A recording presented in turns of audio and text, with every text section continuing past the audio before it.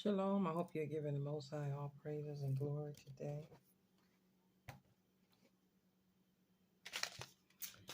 Today has been a okay garden day. I woke up and decided that I would take some garden notes. I'm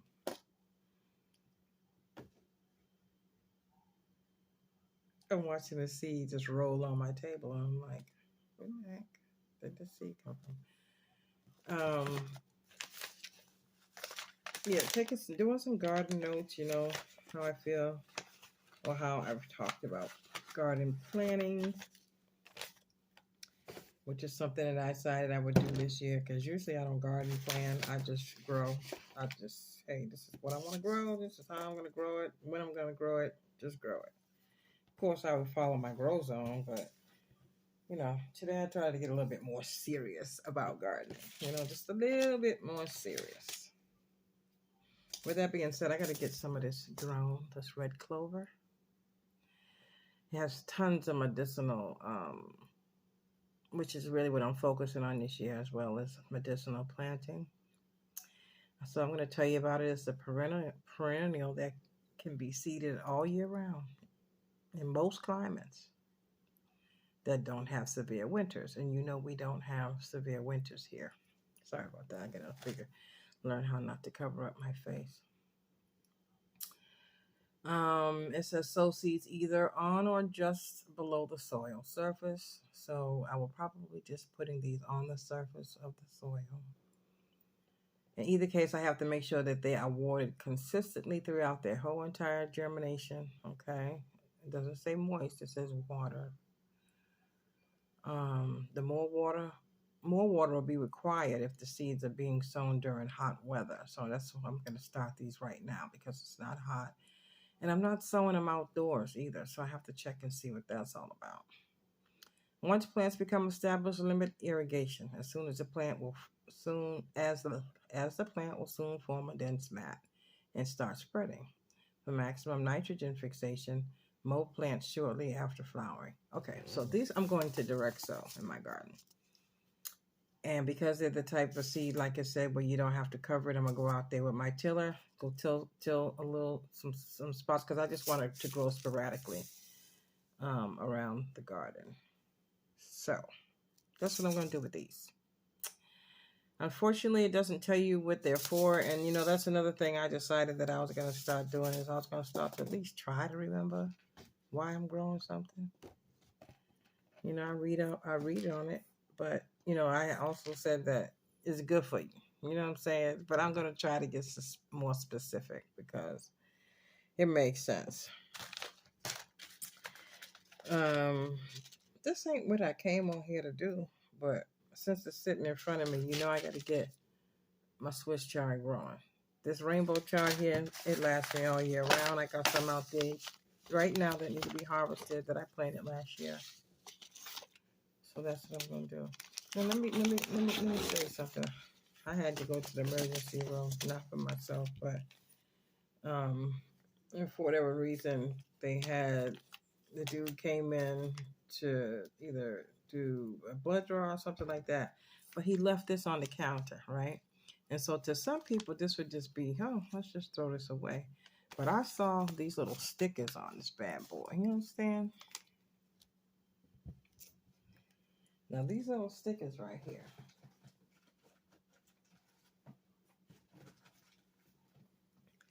Fit in my little bags perfectly. So I said, I'm going to take my little stickers home. So with that being said, you just never,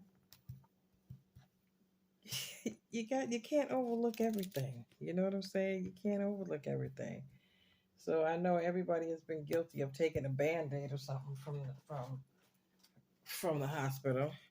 And, I always had a justification for that. You know what I'm saying? I'm sure my tax dollars go somewhere into this. My insurance pays for some of this stuff. I don't know how you want to look at it. But if I take one Band-Aid out of a million Band-Aids that the hospital has, I deserve it, most likely. And if I act as privileged as I know I am, as far as being one of the both sides chose that everything up in that hospital belonged to me. You know what I'm saying? Anyways, so yeah, you can find little things that can be beneficial to you in your home life, your garden life, or whatever. Don't pass them up. Don't pass them up. But okay, so the reason why I'm doing this video is so that I can show you my moringa pod again, and we're going to actually, I'm trying to do two things at once. I got to get those seeds out. I'm doing two things at once, but I'm going to actually harvest the moringa seeds today. That's what we're going to do today, harvest the moringa seeds.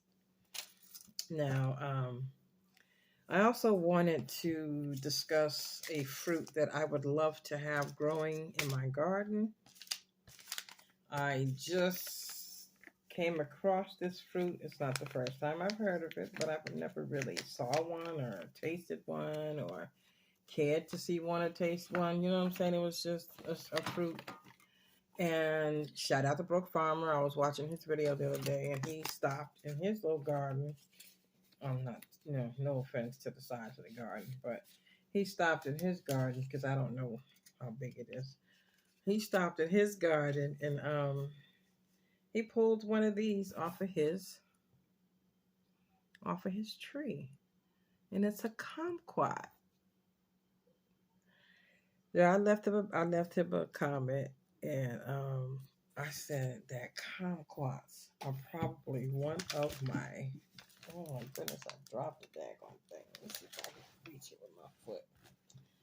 They are one of my new favorite fruits that I am going to try to grow in my garden. I have a volunteer lemon, so I'm thinking, okay, maybe I can get another citrus up in here, but this time with seeds. So I got to figure out how to propagate. Oh, so first I'll just say I found this a kumquat tree in my neighborhood. So I decided that I was going to try to get me some seeds. And I noticed that, hold on. I noticed that in the seeds, in the kumquat, some seeds are flat like this. And then some seeds are right. So I decided I'm not going to mess with the flat ones because I can't imagine them ever being viable. And they're not. But some kumquats don't have the seeds. So the fact that they have seeds, hopefully that means that they're non-GMO'd, and I'm going to go ahead and plant some of these seeds. Shoot, I'm going to go ahead and plant some seeds.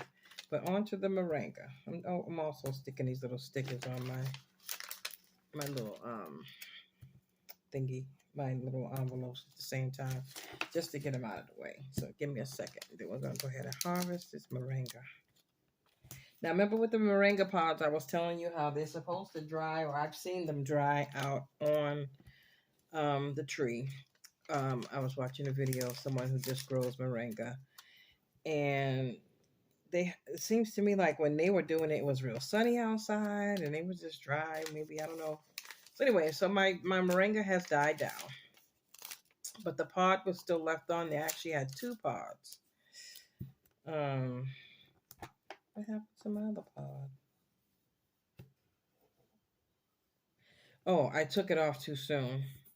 Yeah, I took that pod off too soon, and it basically didn't produce any good seeds. So, with that being said, let's get down to the moringa.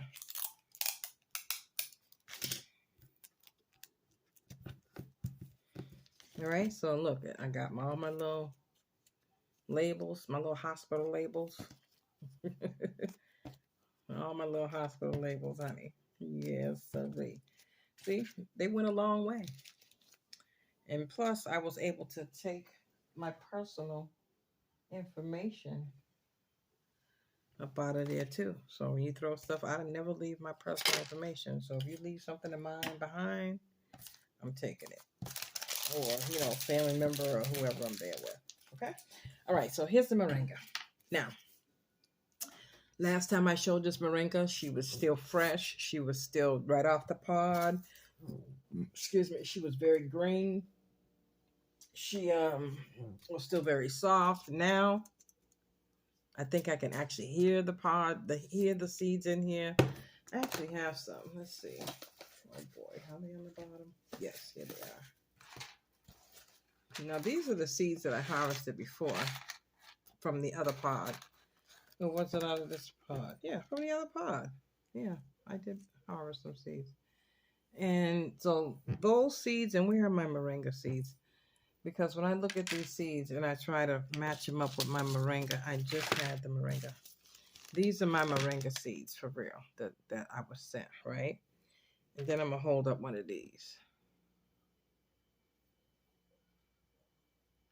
You know what I mean? So the pods are there, except these pods are, let me see, the fiber around the edges, which these sort of kind of have, but they're real hard. But the fiber around the edges of these, let me take one of these out so you can see it. I think my girl Diva Jones sent me these, right? So they have,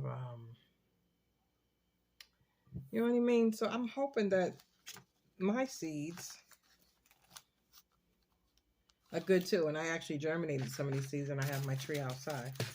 Okay, so let's go ahead and pop this open.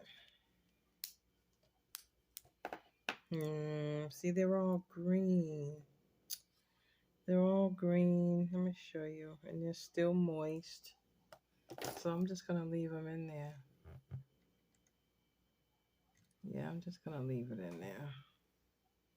I mean, they cute and everything. But they just not, I don't know. Well, maybe I won't leave them in there.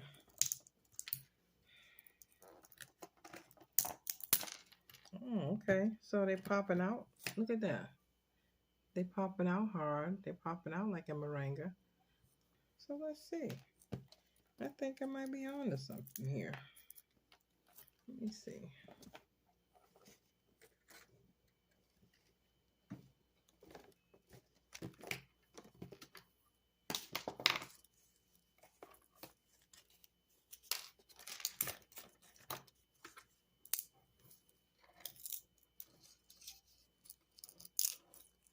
You see those seed pods? Yeah, so they're coming out dry. They sound like seeds. If anybody wants a moringa seed that they want to try out for me to see if they work, let's see if they'll be viable. Hit me in my email in the description of this video, and I'll send you a moringa seed so that you can try it out. Or if you want a real moringa seed, well, I won't say real, a verifiable. How about that? Moringa seed, let me know. Okay. All right. So again, I remember that. I pray that you are doing your best to be blessed and trying to grow something, and that you're putting the Most High first in all things. And I thank you for coming to the channel. I don't know why I get all excited. I be tripping. But anyway, thank you for coming to the channel.